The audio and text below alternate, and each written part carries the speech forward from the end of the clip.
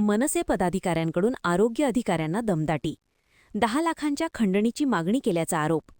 राज्याच्या आरोग्यमंत्र्यांच्या जिल्ह्यातच आरोग्य अधिकाऱ्यांना महाराष्ट्र नवनिर्माण सेनेच्या पदाधिकाऱ्यांकडून दमदाटी करत 10 लाखांची खंडणी मागितल्याचा गंभीर प्रकार समोर आला आहे.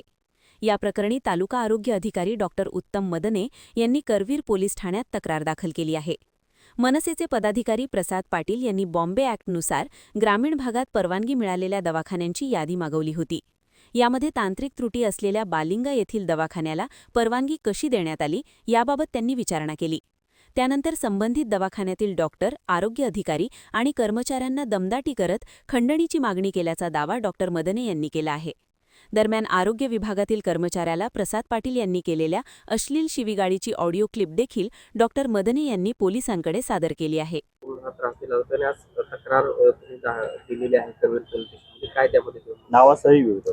नमस्कार सर्वांना. मी डॉक्टर उत्तम मोहन मदने, तालुका वैद्यकीय अधिकारी पंचायत समिती करवीर.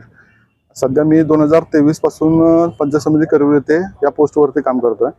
तर आमच्याकडे बरीचशी प्रशासकीय कामं असतात, भागातली कामं असतात. त्यामध्ये बॉम्बे नर्सिंग ॲक्ट जे प्रायव्हेट हॉस्पिटल आपण त्यांना सर्टिफिकेट देतो जिल्हा प्रस्ताव पाठवून, ते आपल्याकडे बरेच हॉस्पिटल येत असतात.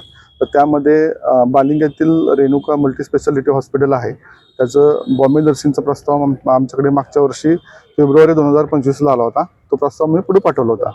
तर तो प्रस्ताव पाठवल्यानंतर तिथं 30 बेडचं त्यांना हॉस्पिटल सँक्शन झालं होतं.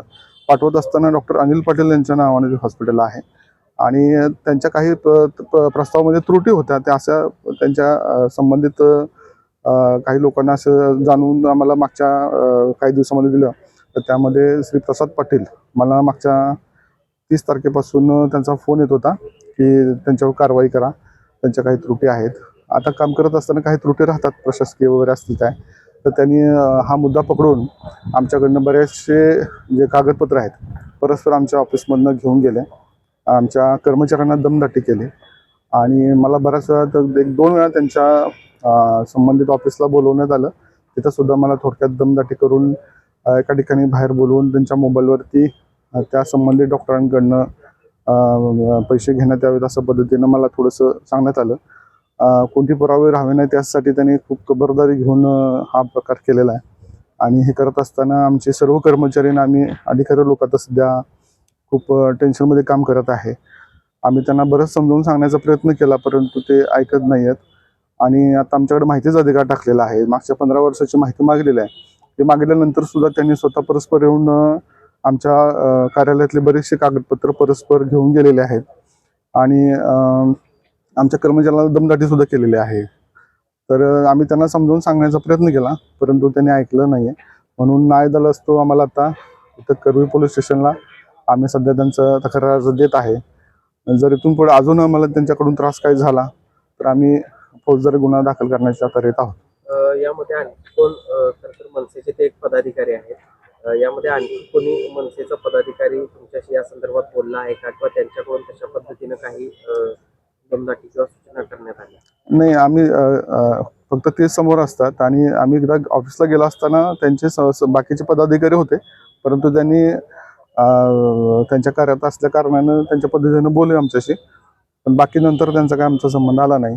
परंतु यांचा आमचा कंटिन्यू फॉलोअप आहे आणि त्यांचं सांगणं आहे की बाबा तुम्ही संबंधित डॉक्टरवर कारवाई करा, नाही तर तुमचं आम्ही काळं फासू, मोर्चा आणू, तुम्हाला बरतरफ करायला लावू, अशा पद्धतीची थोडीशी त्यांचं भूमिका आहे.